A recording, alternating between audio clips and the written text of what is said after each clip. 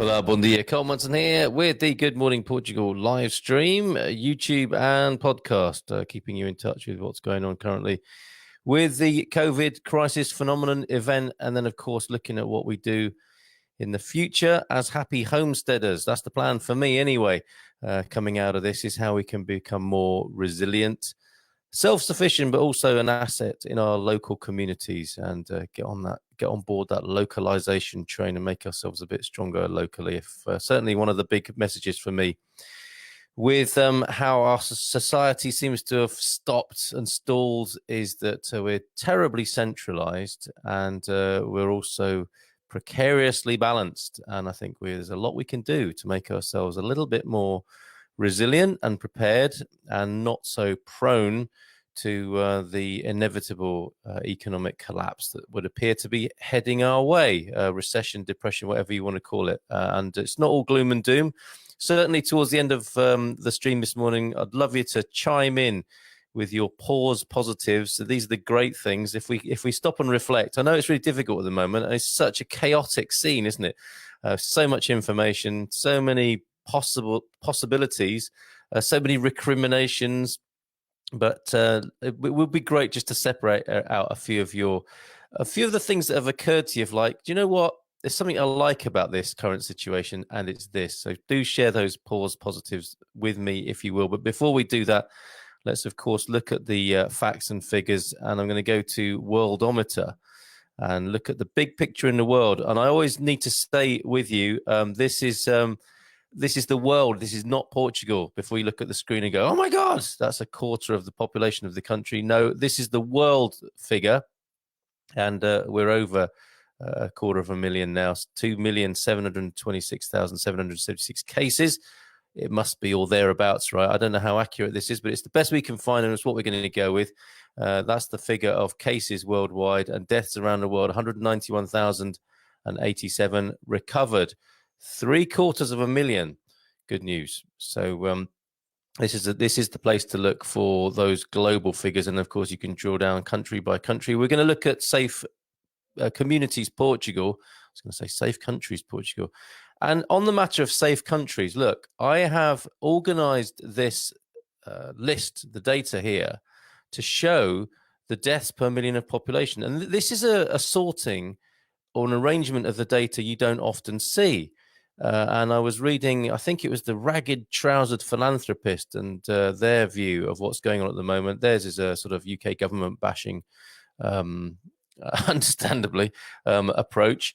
And they mentioned here that Belgium had just kind of, they were talking of it in terms of like a top 10, and top 20 with the highest rises and so on.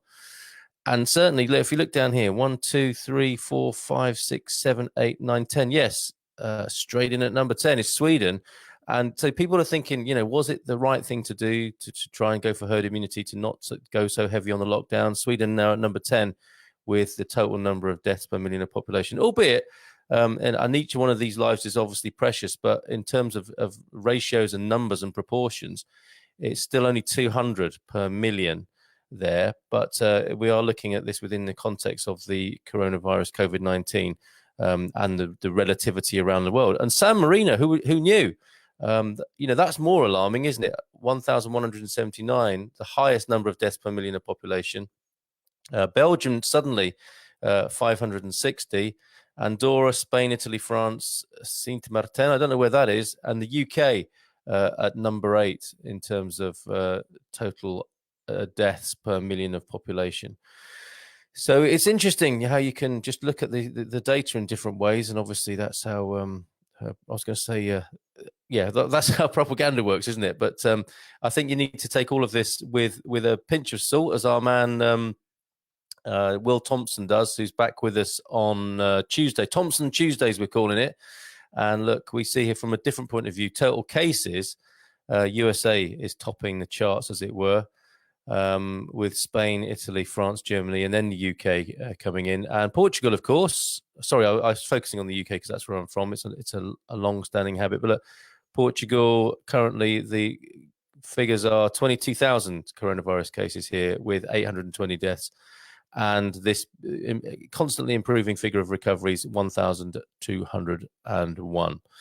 So those are the big numbers there. I can't say big numbers without sounding like Donald Trump in some way, can I? Good morning to you, Rod. How are you this morning? And good morning. And here we go again. The mystery of, I think we're there now, thanks to Anna. It's short. It's a short emphasis on Luli. Okay, Luli. We're going to go with Luli. Bon dia, Carl, from lovely Luli, from Claire and Steve. Good morning to you, Claire and Steve. And Rod wants to, at this point, just a thought for this morning. Thank you, Rod. Can rely on you for this kind of material. Today, a toilet roll is worth more than a barrel of oil. Yes, but everything in its right place, okay? Thanks, Rod, for that. Amazing. Right, okay, so let us have a look at Safe Communities Portugal. I want to work through the latest report from Safe Communities Portugal, doing a fantastic job. As you know, one of my favoured sources of factual information. You know me by now, if you're a regular, I tend to put too much subjectivity and opinion into what's going on. So I need to refer to the likes of Safe Communities Portugal and Jorge Branco, of course, who we talked to on Monday, and Craig Morfitt, whose work we cover as well. So let's have a look through this while you're sipping on your coffee and munching on your pastel de nata or whatever it is you do in the mornings. Dry toast, by the sound of it, after I posted up that lovely picture yesterday of the wonderful kimchi pancakes that Mrs. M brought me during the show. A few disgruntled fellas seem to be saying, toast for me this morning. Anyway, situation report this week. This was for yesterday. And they're reporting on the 22nd. There were several good pieces of national news, which Safe Communities Portugal were pleased to report about. Firstly, the Prime Minister announced that value-added tax on masks, gloves and gels will be reduced from 23% to 6%. Only right, really. Yeah, we shouldn't be too chuffed about that, really. That just makes utter sense. And the opposition were claiming some victory in that campaign, the Portuguese parliamentary opposition, pleased that our lobbying has brought this about. This decision, however, it was reached anyway. The Prime Minister announced that this would not become law until after the Council of Ministers meeting next week on the 30th of April. Goodness gracious. Okay, so that's not coming down just yet. In the same letter, the SP produced, we asked for a maximum price to be set on such products given the significant number of reports from our communities about profiteering and very high prices for these now essential items. SCP, Safe Communities Portugal, also pleased to note the increasing amount of translations events and non-Portuguese language services for the many expat communities in Portugal being introduced in recognition of the importance of this subject and the need by expatriate communities. I count myself among them. We report in today of several initiatives, including a ministerial visit to Vera to address Asian communities there, and a very good initiative by Albufeira to get onto the streets and address its expat communities. Some 30% of the citizens of Albufeira, it is reported, are from a diverse number of expat communities. Wow, as large as that, 30%. SCP, Safe Communities Portugal, will continue to lobby government to make more effort to communicate with its many expat communities, not just in English. These are promising signs for which we hope to build momentum. Well done, SCP, for that work. On another positive note, Forbes America magazine has reported that the Algarve will be the best place to locate after the pandemic is under control. Very good. A signal of how the country in general has handled the situation and the excellent response from the citizens of Portugal, including our expat communities. Pat on the back for everyone there. To all our English expats in Portugal, a very happy St. George's Day. That was, of course, yesterday. And it occurred to me along the lines of that mythology. I think the dragon is the economy that is just so unfit for purpose that it collapses in the way that we have. I mean, we all have to take some responsibility in that. We all put our faith in it and subscribe to it. And now look, 30% unemployment is thought in America. It's just not a robust system.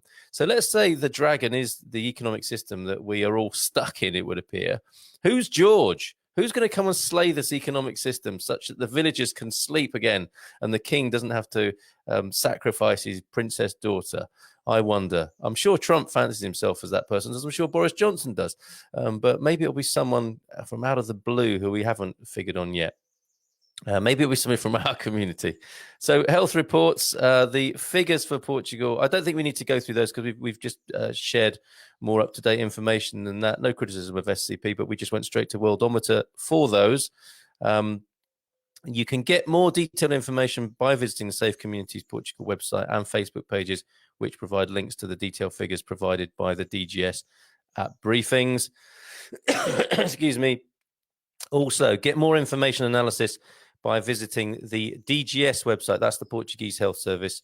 That's the information I sometimes share with you as well. SCP recommends that our community visit the DGS website, from where the national, regional, municipality and island figures can be seen visually. Yeah, it's very good. And that is covid19.min-saud.pt, the link that you can see there. And very easy to find. Just search for DGS anyway, Portugal.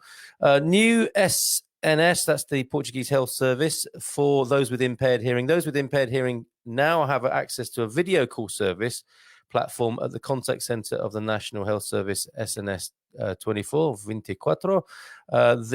This line started operating on April 21st and has 6 Portuguese Sign Language interpreters. Excellent service who will provide assistance 24 hours a day, 7 days a week, to ensure assistance to those concerned. That's good news, isn't it? So with impaired hearing, you can access that service now. For those who are partially sighted, and certainly you want to hear English, the information I do each day here is on a podcast. So if you want somebody who needs to hear it rather than see it, do let them know about the Good Morning Portugal podcast. It should be emphasized that the triage, monitoring and routing, or would that be routing service, follows the same parameters for all citizens, differing only in the form of access. Excuse me. It's nothing serious. In order to better respond to the needs of each person, in addition to guaranteeing the access of these citizens to this line, the functionality can also be used to ensure communication between health professionals and patients during hospitalization or interactions at the health center. So that's pretty good. That's shaping up well, isn't it? The sns24.gov.pt website.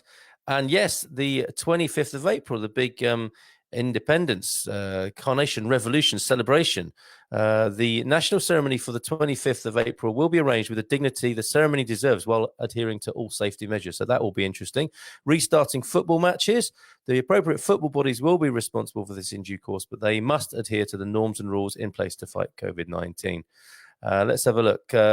Yes, this is also interesting. Road accidents fell by more than 70%. That's staggering, isn't it? But not unusual, not entirely surprising. In the first 30 days of the state of emergency, with 7,719 fewer accidents, a trend that was repeated in the number of injured and fatalities on Portuguese roads. In a statement, the Ministry of Internal Administration, MAI, highlights the sharp drop in the number of road accidents between March 19th and April 17th compared with the same periods in the last 4 years, from 10,918 to 3,199 registered accidents. According to MAI, only 9 deaths recorded in the period under analysis, representing a decrease of 72% compared to the same period in 2019, in which 32 fatalities had been recorded. With regard to the seriously injured, the 51 recorded in the first 30 days of the state of emergency decree represents a drop of 62% compared to the same period in 2019. Quite amazing. We looked at the situation for asylum seekers yesterday, and beaches we mentioned, and how there will be a controlled lifting, I think, of the lockdown in some cases, in some ways. With the beaches, national beaches will have a maximum capacity of bathers during the bathing season following the pandemic, which will be calculated according to the load capacity of each beach. How on earth do they do that?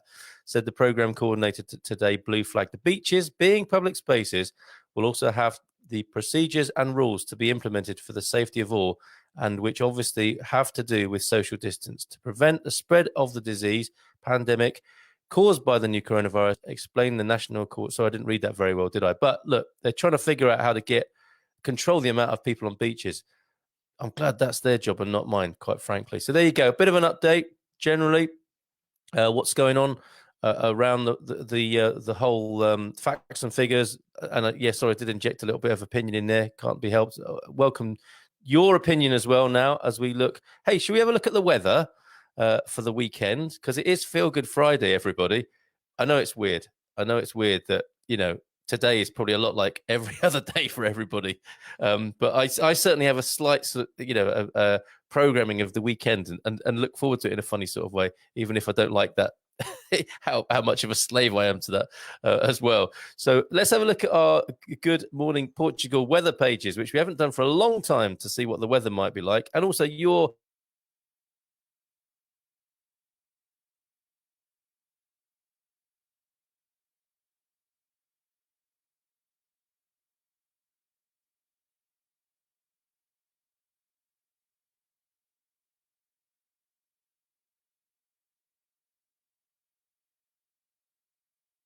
oh my goodness, what's happening now? There's two of me.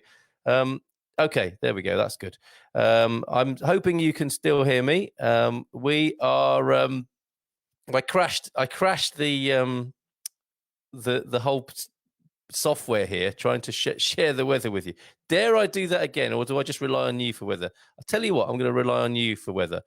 Tell me how it is where you are. And let's have a few hellos, shall we? Happy Friday, everyone. Yes. Thanks, Stephanie. Hey, you made it today. I'm glad you had a nice lie-in yesterday, though. None taken. And you can always catch this, of course, on the YouTube replay. And do please subscribe to the YouTube channel if you will. Glad to have your company, Eloise. Brian Smith. Hi, matey from Castro Marine. How are you doing there? Have you been to that beach lately that you're pictured there in that wonderful shot there, Brian? And Gary Austin. When can I go fishing? I'm desperate. Now, is all fishing stopped at the moment? I'm guessing it is, isn't it? It's not exactly, it can't be considered exercise, Gary, can it? Although I'm sure it must be quite strenuous and testing at times. So yes, as I recall, yeah, there is a ban on all fishing at the moment. So I don't know the answer to that. I really don't. So we've looked at the facts and the figures. Can we hear your pause positives, please? Okay. We've had a look at lockdown lessons, and from we're taking this homesteader, happy homesteader view for the long term here. And you may well get sick of me saying that, but that for me that is the journey, the direction from here on in: self-resilience, interdependence, and becoming more resilient, really, and not being so dependent on this crazy economy which just about fell over as soon as the lockdown was brought into action. And it's going to be very difficult for millions of people, let's face it. But we live in an amazing country here where the homesteading traditions, I think, are in the genes of the people, and they're in the countryside here, and it's just wonderful. It's a great backdrop for creating a bit more of that homesteading resilience. What have you learned in this last 4 weeks, 6 weeks, 8 weeks, however long you've been self-isolating, social distancing? What are the positives for you that have come out of this big pause? And cue Rod Skeet's joke there about a bear goes into a pub. Anyway, the big pause. What are your positives from it? What have you learned about yourself? What have you learned about life? What have you learned about your family, your friends, or this country of Portugal? So while you're having to think about that and sharing those in the comments, I do have some lovely feedback to share with you. You may remember you helped out on Monday or Tuesday when do you remember the bus driver from London? And we helped him out with his inquiry, didn't we, about moving. Oh, we don't need to hear it as well. But look, there's the show that we made together, giving our advice to the guy who wants to move to Portugal. Asked us a number of questions. And he says, "Hi, Carl. I thank you deeply. Great response. And thank you all." This is to you guys. Thank you all who gave feedback. Once again, I'm deeply grateful to you all. Have a great day. That's Kenneth, who's revealed himself on our YouTube channel there. And you see the questions keep coming in as well from people, as that Forbes report seems to suggest. Portugal, a great place to come to post-pandemic problems. Okay, weather report from Lole. A cloudy. I see. I've pronounced it so many times differently now that I just don't know which is the right one anymore. A cloudy but bright start in Lole. Said like a true weather person there, Steve. Thank you very much for that. Any more weather reports from where you are in Portugal? See, I think it's not going to be a fantastic weekend. And I don't know where Hannah is this morning, but it seems the Brits have the Portuguese weather at the moment. And, there's a massive sort of irony there, obviously, that they're all locked in, locked down, and they've got Portuguese weather outside their windows in the UK. And I don't know. I was hoping for better weather so far this year, with the advent of spring. But I think it's going to be, we're looking at temperatures around nudging towards the 20s for Portugal. But it looks to me, when I had a quick look at let me just do it now, a quick look at our weather on the Good Morning Portugal website, that we've got, a better day today in Lisbon, for example. 23 is the high today, 19s on degrees on Saturday and Sunday. And that sort of picture is a better day today and slightly cooler, nudging the 20s around the country here in Portugal for the weekend. Hannah's here, just back from a beautiful sunny run. Yeah, Hannah doesn't miss an opportunity to rub in the fact that the weather is better in the UK than it is in Portugal at the moment. Okay, and for next week, I also want to let you know what's happening next week. Don't forget, let me hear your pause positives, please. What have you, or are you just sick of it? Can you not find anything positive to say about this process? And you're utterly cheesed off with how things are at the moment, and you just can't wait for it to return to so-called normal. Folks, I don't think it's ever going to go back to how it was. Lovely in Tavira, return from walking out the dogs, walking our dog, and enjoying the citrus blossom fragrance. Oh, how lovely. I can smell that in my mind's nose, if you like. We have a mind's eye. I think we have a mind's nose as well. So that sounds beautiful. Citrus blossom fragrance there in Tavira this morning. Thank you so much, Steve, for that. Steve, what am I talking about? Stephanie, beg your pardon. Thank you, Stephanie, for that. Okay, next week, we will be welcoming a man called Chris Paradox, who is behind the initiative of 1 trillion trees. If you want to get ahead on that, take a look, the 1 trillion trees CIC. If you're the sort of person who thinks, what can I do environmentally? What can I do about climate change? Let's not get into the sort of political debate about that. But, I suppose if you have a concern about handing over the planet in good nick to your children and grandchildren, so to speak, figuratively or actually, then 1 trillion trees, planting trees, is a really good way to address this. And it's no better articulated than with some of the videos that they've got at 1 trillion trees. Founder and the Chief Inspiration Officer, Chris Paradox from 1 trillion trees, will be with us on Monday. It will be Thompson Tuesday. Will Thompson returns, the Sherlock Holmes of this situation, who lives in Portugal among us. And he will be back with his mix of anger and compassion and his community mindedness, as well as his stick it to the manness. He's a really interesting mix, is Will Thompson. But what we want to do on Tuesday is focus on building immunity. The big thing that's been missing, excuse me, from so much of the coverage and debate is we're totally into the germ theory, aren't we? The germ theory idea. The likes of, the Trump Farage kind of narrative of it's coming to get us. And there's always something coming to get us. And that may be true on one level, but it's not a very balanced picture, because, when it's coming to get us, what are we doing about it to make ourselves healthy and immune, and build our immune system and build our own resilience? Same as the economics conversation narrative, isn't it? What are we doing to build our own resilience, as well as fearing what's coming towards us? And so on Tuesday, we'll be looking at how to build immunity. And I know we've had some great input from our community here on little things we can do. This isn't a silver bullet that we're looking for. There isn't one thing that kills it all and sorts out all our problems, but all the little things you can do, the vitamin C, the vitamin D, the disinfecting aromatherapy, great suggestions that have come. I think that was from Gary here. So let's focus on that on Tuesday.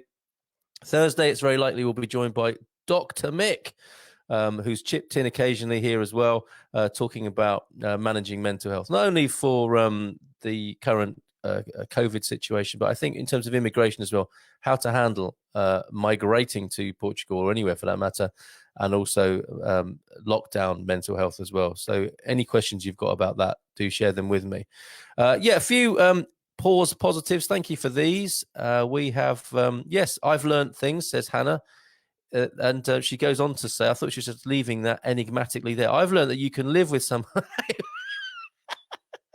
I thought we might return to this at some point, Hannah.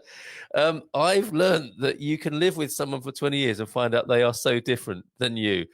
Is it that they are different to you, or that your idea of them was kind of falsely formed, Hannah? I'm not sure. Who am I to give relationship advice? Me and Mrs. M have been rowing on social media this week. You know, we have quite a robust exchange from time to time.